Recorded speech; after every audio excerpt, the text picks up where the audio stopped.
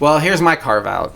So this is our last podcast before Thanksgiving, and you're likely listening to this in the run-up to Thanksgiving, and I felt like this is a really good time to just reflect on gratitude for all the things in life that are worth reflecting on, to be grateful about.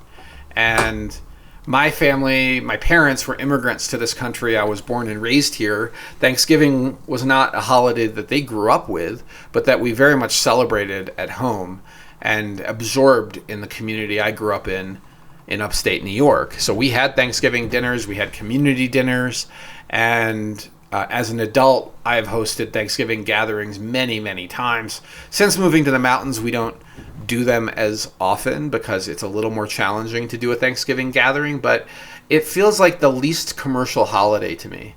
The one that has the least amount about transactions. It's all about friends and family getting together. And of course, there are people that don't have those things. They don't have friends and family, and there's a lot of loneliness that begins to accelerate. So I often think about those people. But I have deep gratitude for so much. I have deep gratitude for our listeners to this podcast.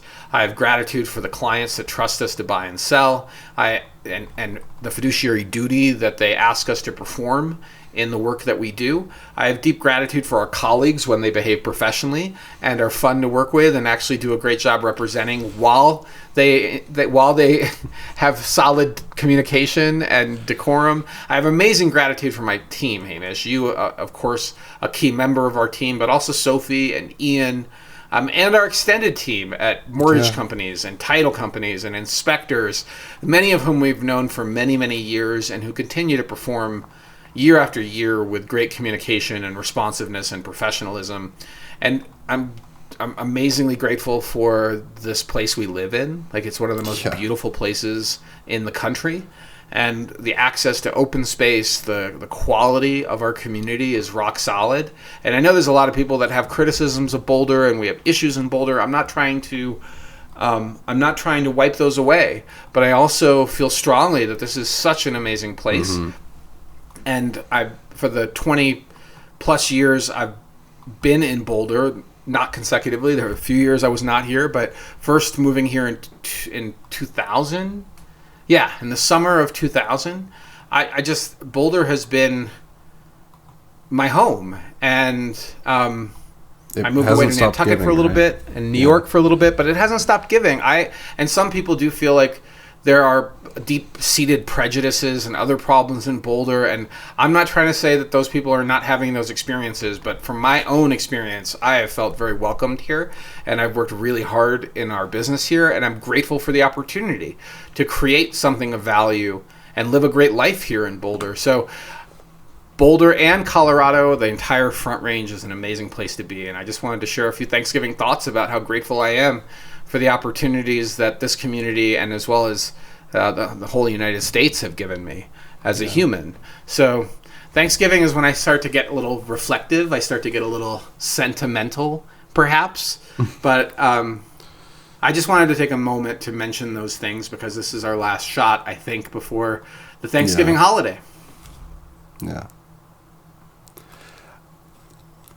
I saw you put Thanksgiving on the carve out, and I was like, well, now I can't because you've got it on there. But no, I mean, really, mirroring a lot of the same things, right? Like, and